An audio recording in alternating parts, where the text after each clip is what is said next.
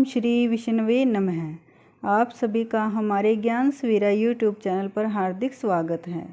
आज की इस वीडियो में हम आपके लिए सेठ सेठानी की पीपल पूजने की कहानी लेकर आए हैं। एक समय की बात है, एक नगर में एक सेठ और सेठानी रहते थे। सेठानी ने पीपल को सींचने और दिया जलाने का नियम ले रखा था। सेठानी जी बहुत धार्मिक प्रवृत्ति की थी, परंतु सेठ और सेठानी जी को एक दुख था कि उनकी कोई संतान नहीं थी। इस बात से सारा गांव उन्हें ताने देता था। एक बार उन्होंने एक उपाय सोचा।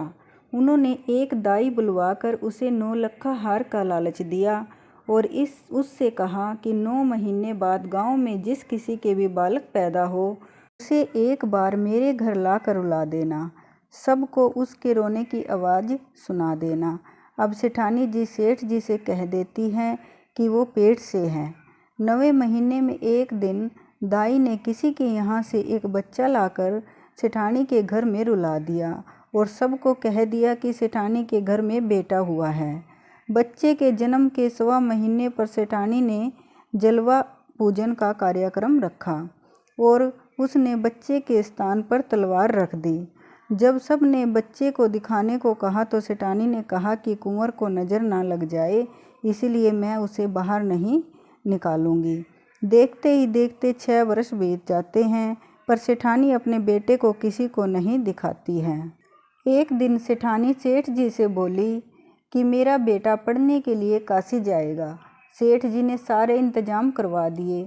अब सेठानी अपने बेटे को काशी जी भेज देती हैं और ये बात सबको बता दी जाती है। दिन बीतते जाते हैं और सेठानी का बेटा 16 वर्ष का हो जाता है।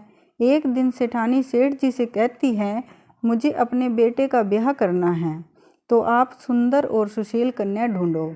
सेठ जी कहते हैं, जिस बेटे को आज तक मैंने नहीं देखा उसकी शादी कैसे होगी। तब सेठानी जी कहती हैं, आप कन्या ढूंढो, मेरा बेटा आ जाएगा। तब सेठ जी कन्या की तलाश में निकल जाते हैं।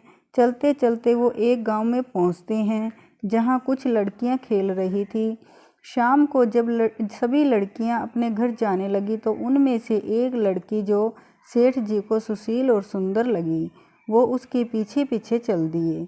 उसके घर जाकर उसके पिताजी से शादी की बात कर शादी पक्की कर दी। शादी की रस्में शुरू हुई। सगाई में सेठानी बहाना बना देती है कि अभी बेटा काशी से नहीं आया, इसलिए मेरे बेटे की तलवार की सगाई की रस्म कर दो।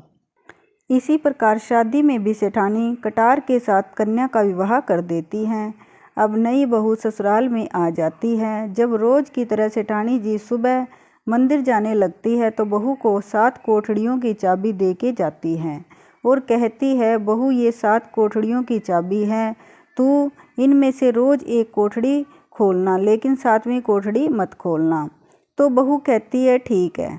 अब जैसे ही सेठानी जी मंदिर जाती है तो बहू पहले दिन जाकर अब पहली कोठड़ी खोलती है तो उसमें बहुत सारे रेशमी और सुंदर सुंदर कपड़े रखे देखती है। बहू उन कपड़ों को पहन पहन कर देखती है और बहुत खुश होती है। दूसरे दिन जब बहू दूसरी कोठड़ी खोलती है तो उसमें बहुत सारे गहने होते हैं, उन सभी को पहन पहन कर देखती हैं।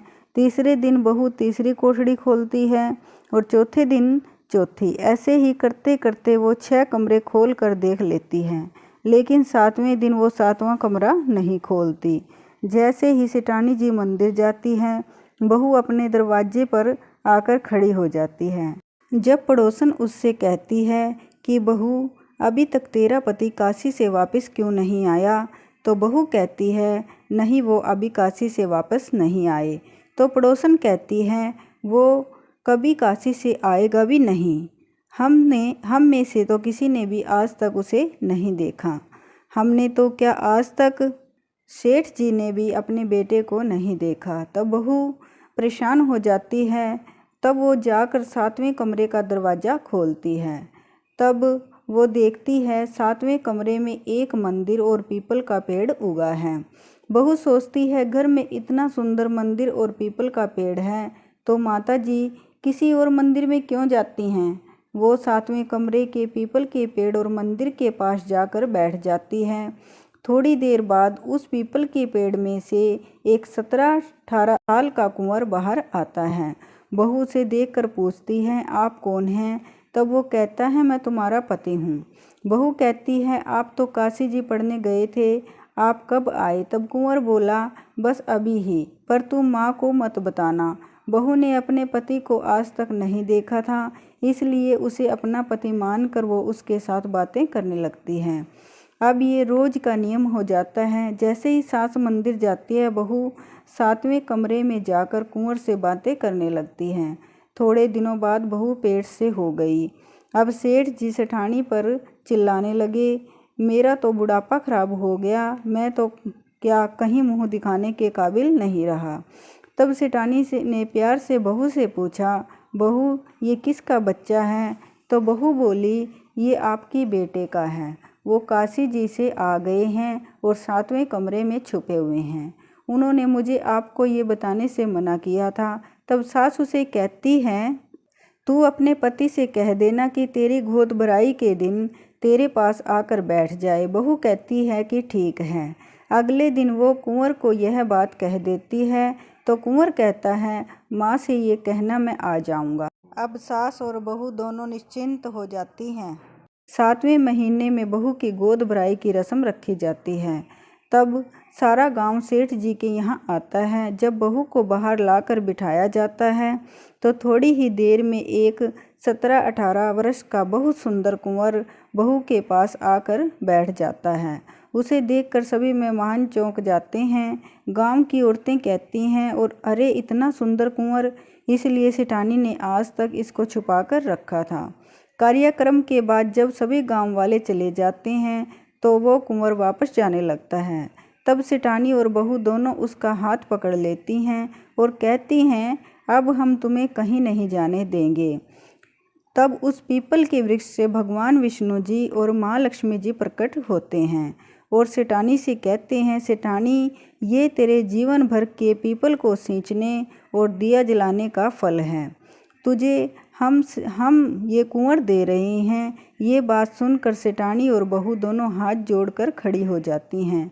हे भगवान विष्णु, जैसे सेठानी की गोद भरी, ऐसे इस कथा को कहते सुनते और ओंकारा भरते सब पर कृपा करना। जय श्री हरि विष्णु। अगर आपको वीडियो अच्छी लगी हो तो वीडियो को लाइक करें, शेयर करें व चैनल को सब्सक्राइब जरूर करें।